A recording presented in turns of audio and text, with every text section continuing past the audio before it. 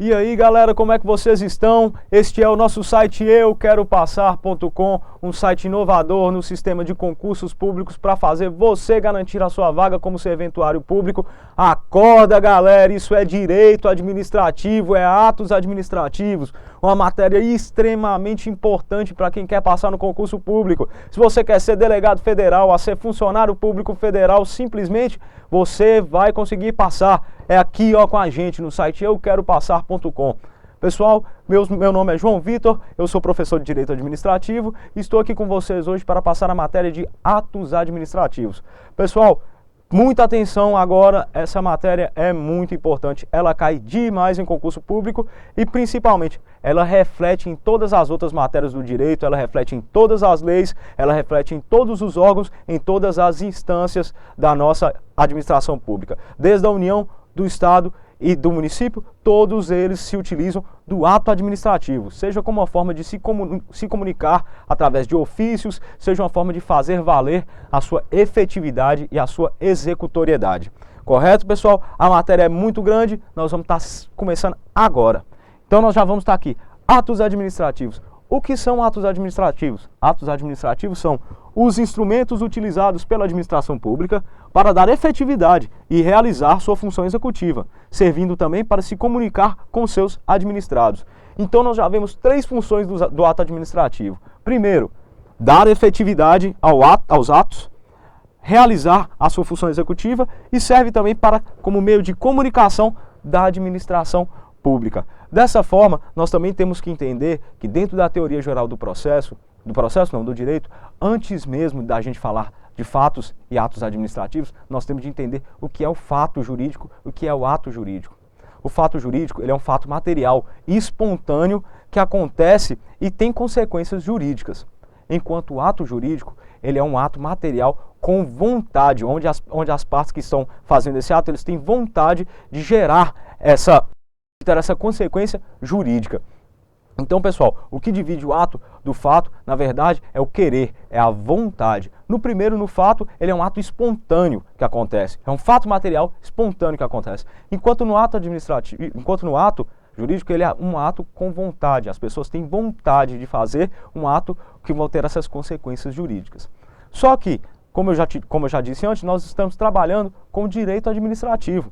Nós não estamos trabalhando com teoria geral do direito. Então nós temos de trabalhar o quê? O fato administrativo e o ato administrativo. E pessoal, nós temos que fazer a divisão entre esses dois. E é muito importante a gente entender isso. Então eu passo a expor o fato administrativo. O que é o fato administrativo? Ele é o acontecimento material da administração que vem a produzir consequências jurídicas, não traduzindo manifestação de vontade ou atividade administrativa com efeito prático. Desculpa, pessoal. Então o que acontece? O fato administrativo, ele é um acontecimento material. Acontecimento material o quê? É uma coisa que acontece fisicamente.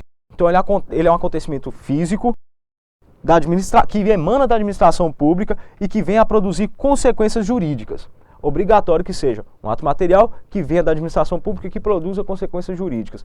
No entanto, ao contrário do ato administrativo, ele não traduz manifestação de vontade. Ele é um ato espontâneo, assim como o fato jurídico. Ele é espontâneo, ele acontece, ele é decorrência de um outro ato. Então, desta forma, mesmo que ele não se traduz como manifestação de vontade, ou seja, são acontecimentos decorrentes da própria atividade administrativa com efeito prático.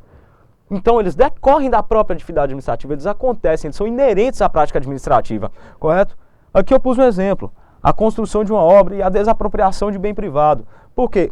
Eles são decorrentes de uma ação que vai vir anterior. No caso da construção do bem público, ele vai ser uma decorrência do quê? Ele vai ser uma decorrência do certame licitatório, que também é uma decorrência da necessidade pública da criação da obra, correto?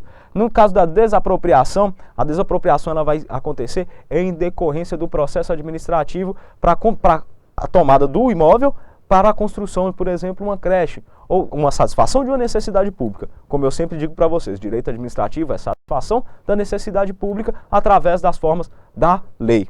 Correto, pessoal? Então, o ato administrativo, ele é o quê? Ele é material, emana da administração, produz consequências jurídicas, mas não traduz vontade própria. Ou seja, ele emana dos atos da administração pública. Aí você vira para mim e pergunta, professor, e os fatos da natureza? Eles podem ser fatos administrativos? Depende. Depende do quê? Depende se o fenômeno natural ele vai ter uma repercussão na esfera administrativa. Por quê? Para existir o fato administrativo, no caso de fenômenos naturais, tem de existir duas coisas. O fenômeno natural em si e a repercussão na esfera administrativa. Ou seja, um raio cai em cima da prefeitura e queima alguns computadores. Nós temos o raio, o fenômeno natural, e nós temos o dano à propriedade pública, que são a queima dos computadores. E isso vai ser o quê? Uma repercussão dentro da administração pública. Portanto, os dois pré-requisitos, nós vamos estar diante de um fato administrativo também. Um fato administrativo natural, segundo alguns doutrinadores. Tendo esgotado o fato administrativo, nós passamos para o ato administrativo, a nossa vedete, o que nós estamos procurando hoje. O ato administrativo, gente, esse conceito ele é de Elie Lopes, que é um grande doutrinador do direito administrativo. Eu estudei na faculdade, todas as pessoas que fizeram faculdade de direito no Brasil estudaram ele. Então, por isso que nós vamos utilizar o seu conceito, que é o quê? O ato administrativo ele é entendido como a manifestação de forma unilateral da vontade da administração pública, que tenha por fim imediato adquirir, resguardar, transferir, modificar, extinguir e declarar direitos ou obrigações a si mesma ou aos administrados. Nesse conceito a gente já pode tirar algumas coisas do ato administrativo. Primeiro, é uma manifestação de forma unilateral da vontade da administração. Aqui nós já temos a divisão dele, a diferença dele do fato administrativo. Porque nós temos vontade.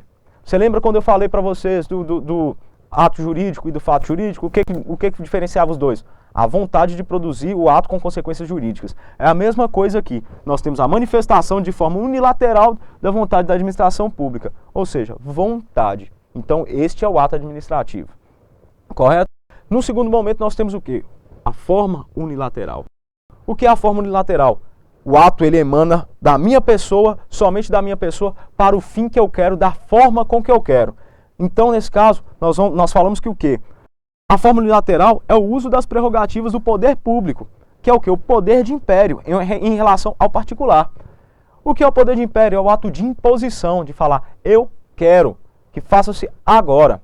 Entendeu? Então, por isso o ato unilateral, ele é tão importante. A unilateralidade, pessoal, é o que vai diferenciar o ato administrativo do ato de direito privado praticado pela administração pública. Mas calma lá que eu tenho mais uma coisinha para falar para vocês de ato administrativo, que é o quê?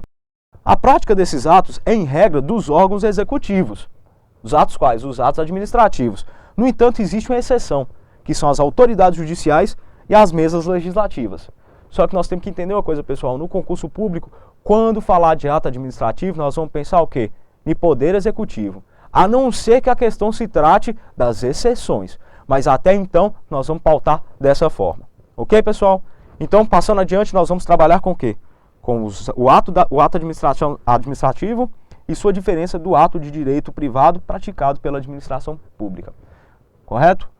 O ato de direito privado praticado pela administração pública não conta com a superioridade do ato administrativo, sendo regido pelas regras de direito privado, inclusive no que tange às regras anteriores à contratação, tais como autorização legal. Como é que isso ocorre, pessoal? Só da gente destrinchar esse pequeno conceitozinho que eu estou dando para vocês aqui, nós já vamos encontrar vários requisitos, que é o quê? O ato de direito privado praticado pela administração pública não conta com a superioridade do ato administrativo. Isso é o que difere este ato do ato administrativo. Porque aqui nós vamos ter uma contraprestação do privado e do público, correto? Nós não vamos ter aquela imposição, o poder de império. Eu quero. Por quê? Aqui no caso nós vamos estar trabalhando com o direito privado. Então a administração pública, ela não tem esse poder de império, já que são o quê? São regras do direito privado. Correto, pessoal? Por isso que é ato de direito privado praticado pela administração pública. Eu dei alguns exemplos para vocês entenderem. Por exemplo, a emissão de cheques pela municipalidade, ou então a assinatura de escritura pública de compra e venda de um imóvel. Todos esses atos, eles emanam da administração pública, mas eles são o quê? Eles contraem junto ao privado, junto à pessoa comum, correto? É uma contratação. Pessoal, quando a gente fala que não necessita, que inclusive no que tange às regras anteriores à contratação, essa contratação aqui, ela não é a contratação de funcionários públicos de forma excepcional. Nós estamos falando de a contratação, o ato de se contrair uma obrigação contratual. É o ato de assinatura do contrato, pessoal. Isso é o quê? Isso é direito privado. Por isso que ele é um ato de direito privado, correto? Então nós temos de manter isso em mente, pessoal. Que sempre vai ter o quê? Essa contratação. Mesmo que inerente a ela existem regras anteriores, que essas regras anteriores, por exemplo, serão regidas pelo direito público. Mas não, como é um ato privado, ela vai ser regida pelo direito privado. Isso é imprescindível para a gente manter, pessoal. Vão existir certos casos, eles vão acontecer, mas se a gente manter isso em mente, nós vamos saber diferenciar um do outro. Ok? Nós também temos aqui, como não existe o poder de império, nós temos o quê? Que qualquer alteração no acordado, neste acordo, no acordado dependerá de concordância da parte adversa ou de revisão judicial. Como eu não posso me impor de forma unilateral, eu tenho de fazer o quê? Se eu quiser modificar essa relação jurídica, vai depender da concordância da parte adversa, que no caso seria o contraente do contrato, que seria uma pessoa comum, correto? Ou então de uma revisão judicial, caso não existisse essa concordância.